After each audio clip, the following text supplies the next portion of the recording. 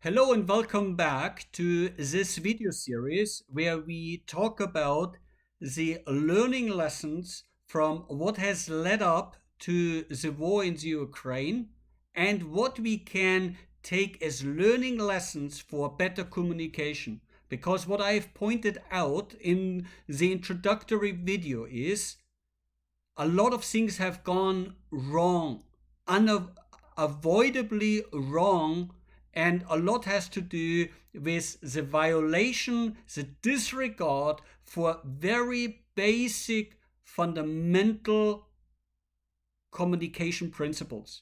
In this video, in this first video, I want to talk about three principles that have been violated and what we can learn out of it.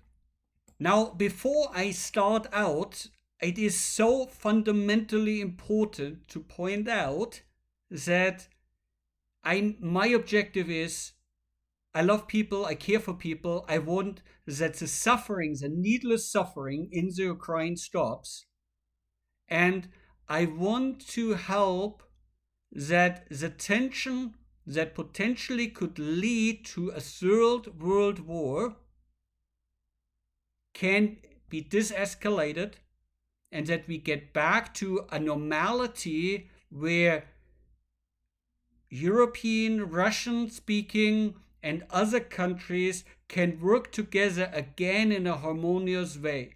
And my strong belief is that cannot be done simply by pointing the finger at the other party. A dialogue has to take place. Typically, in any relationship, in any conflict, in any tension, hardly ever it is just one side 100% wrong and the other side is 100% right. They are the saints and the other people are the devil. In very few situations, there are these circumstances.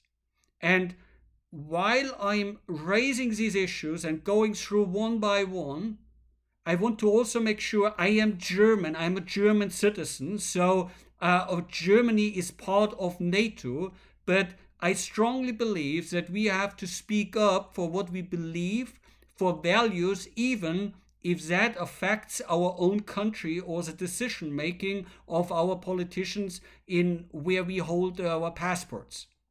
So in this case, a lot has been said of what Russia has done wrong. And yes, I'm not claiming, saying, proposing that Russia is not at fault. But what I also want to point out is that NATO, in this case, has made serious mistakes and actually contributed to the situation. In a smarter way, in a better communication, this war would have never happened. It was absolutely avoidable. And this is what I want to point out, and I want to draw out certain learning lessons that we can take for business and our personal life, if that makes sense. So one thing that we can observe is that NATO never spent enough time to gather the facts. What are the facts? I'm a German citizen. I was crying at the Berlin Wall before reunification. We went to the wall, we cried about it. The other Eastern Germany was divided from Western Germany. And we were actually very, very thankful to Russian leadership, to Gorbachev, who actually allowed the reunification, which was not just an evident fact after the Second World War.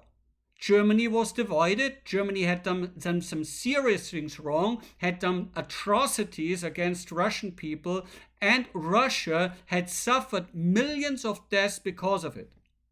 So there are some facts to consider. What are the facts? It is a fact that Gorbachev allowed the reunification in Germany, and he actually had conditions on it. And one of the preconditions for unification was that NATO would never expand. That's a fact.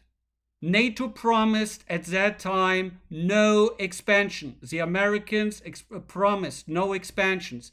But what happened? Fact-based, no opinion, not subjective, just objective. NATO expanded 5 times over the last decades. That was a clear violation, a lying, a mistraying, a breaking of trust, and a cheating of the Russian leadership. Any person who would be cheated once would have doubts about the other party's honesty, right? In any business setting.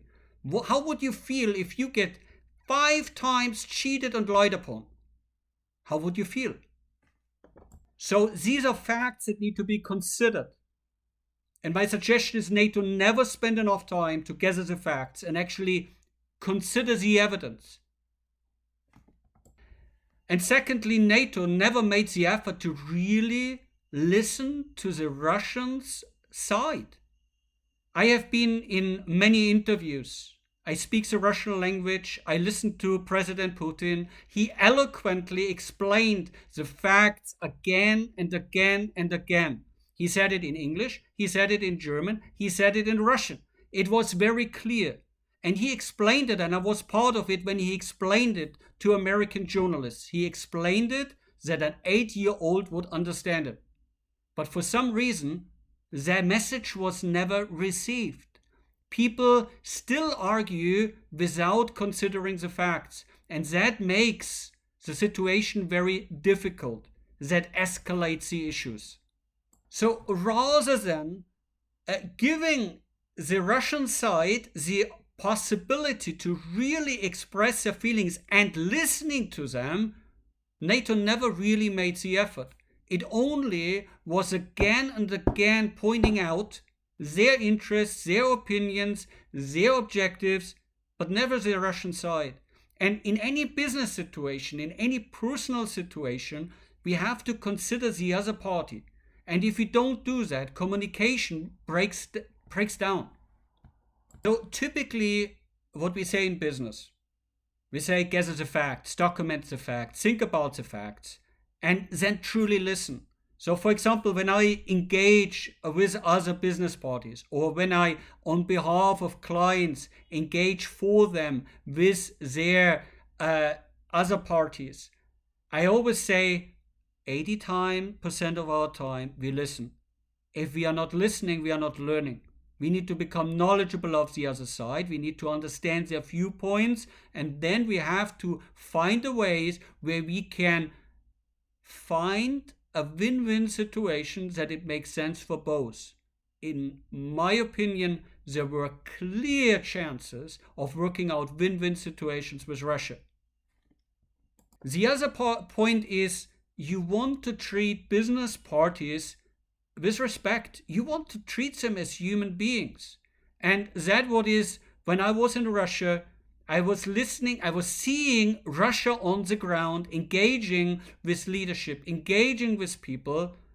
And then I saw the European and American media, and I said, what are they reporting? They are reporting about a completely different situation. They are not covering facts. They are misrepresenting the truth.